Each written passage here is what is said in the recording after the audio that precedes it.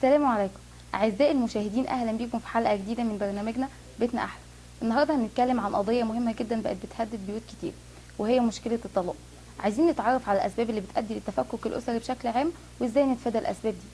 معانا ده اللي هنعرفه من ضيف حلقتنا النهاردة، الأستاذ محمد أبو العزم. أهلا بحضرتك يا فندم، مستشار العلاقات الأسرية والتربوية.